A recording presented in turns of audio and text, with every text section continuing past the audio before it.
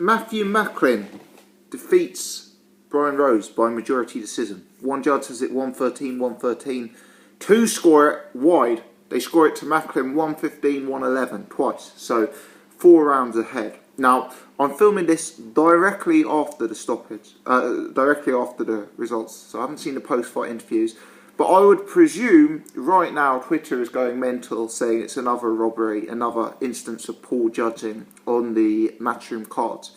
Now, last week I got a bit of stick for saying that I believed Rocky Fielding deserved to win the Christopher Abras fight. And that is even with the fact that I had bet on Christopher Abras to win. Now, let me lay my cards on the table. Here, I had bet on Brian Rose to win.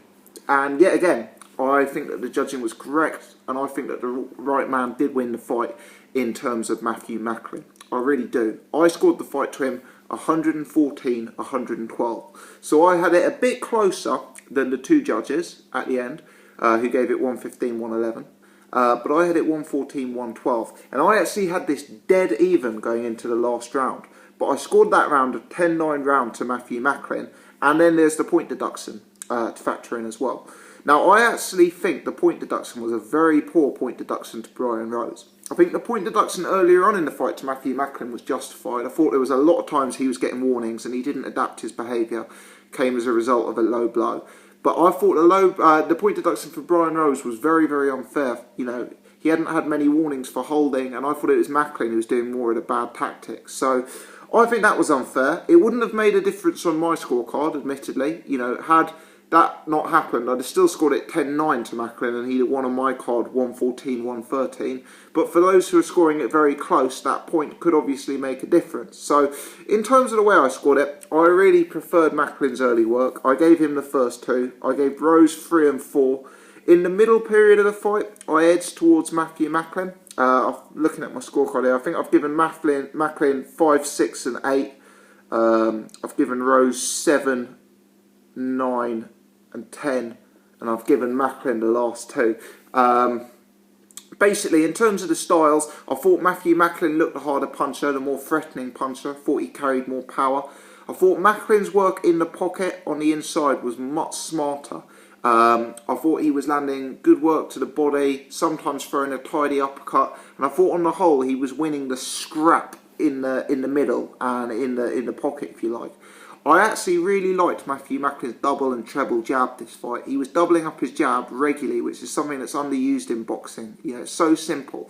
And it's not that Macklin's jab was Vladimir Klitschko-esque, but that double jab was forcing Brian Rose back. You'd see Matthew Macklin throw a double jab, and even though it might not be connecting with Brian Rose, it was pushing him back, you know, putting him in right positions, and it was giving the image of Matthew Macklin being the aggressor and allowing Matthew Macklin sort of keep Rose going backwards with his hands up so that Macklin could come in with low shots to the body. So I like that. Macklin was doing a lot of veteran tactics in there, I think we saw his gum shield come out 3 times, and every time after it came out, we saw a 20-second burst of activity from Matthew Macklin. You know, whether it was intentional or unintentional, you can speculate, but certainly those breaks were allowing him to get his energy back and put on a 20-second spurt. You know, Macklin had quiet periods in the fight where he let Brian Rose back into it.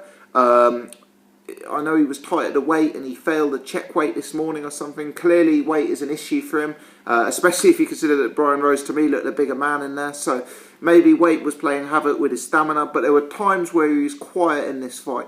And as a result, Rose was picking up multiple rounds. But for my money, when both guys were fighting fresh, Matthew Macklin was the better guy. Matthew Macklin looked the harder puncher. He was forcing the pace. He was pushing the action. He was the aggressor. And he looked like he was landing the better work. You know, Rose, for me, he landed the odd classy punch. You know, you could say that Rose was the classier boxer. You know, he was timing a bit better, counter-punching a bit better. Macklin at times was quite inaccurate. Rose was a bit more economical with his accuracy. And certainly in terms of the classy single punches, Brian Rose probably was the smarter operator. But for me, with Matthew Macklin, he was the higher output. He was forcing the pace, and I was just siding to him in what were admittedly very close rounds. I thought Brian Rose fought a very, very poor fight based on his skill set. You know, Matthew Macklin was a shorter guy. Matthew Macklin was turning this into a scrap, fighting up close. What Rose needed to do was get on his bike. He needed to move. He needed to establish that jab. He's a much longer guy who fights with a jab and move style, and he wasn't doing that at all in this fight. You know, it was a disappointing performance from Brian Rose to me. Even though he was landing the odd counter punch, there wasn't the power. You know, Brian Rose is not a hard puncher. So when you've got that lack of power and you've got that lack of ability to change the fight with your power, I think you've got to get the output there. If you're longer and if you're bigger, you've got to get the jab going. And for me, Matthew Macklin possibly had the better jab of the two at times during this fight, which is bizarre given the two's fighting styles. So I've scored it to Matthew Macklin. I'm sure that scoring will give me some stick. You know, I'm sure Twitter's going mental right now. And I think Sky commentators were favouring Brian Rose at points. I know Eddie Hearn put up a tweet halfway through the fight, and the vast majority of people were saying Brian Rose was, you know, was well ahead. But for me, Matthew Macklin started the better. He finished the better. And I just felt, you know, he put on a more experienced performance, you know, the performance of a veteran. He was the harder puncher, he was the better fighter inside the pocket. And I just think Brian Rose didn't fight a good fight and negated his advantages in reach and movement. You know, for me, this was a British level fight. Both guys, I think Brian Rose, Matthew Macklin, for me, both of them are slightly overrated even at their best. You know, but at this point in their career, they're British level guys. Perhaps a fight with the likes of a John Ryder, you know, someone of that nature, or a Spike O'Sullivan. Maybe Macklin versus O'Sullivan could be a big fight in Ireland. I don't know, but for me, these guys are some way below the likes of an Andy Lee or a Chris Eubank Jr. Certainly a Billy Joe Saunders at this stage. I don't see either guy having too much to offer at middleweight, to be honest, in terms of getting to European level, getting to world level. Who knows, maybe there'll be a rematch of this fight. Let me know your thoughts. How did you score it? Did you enjoy it? It was a good scrap. Didn't really catch fire in the way I'd hoped, but enthralling in its own way. But let me know your thoughts. Thanks for watching. If you've enjoyed this, do hit the thumbs up. Cheers.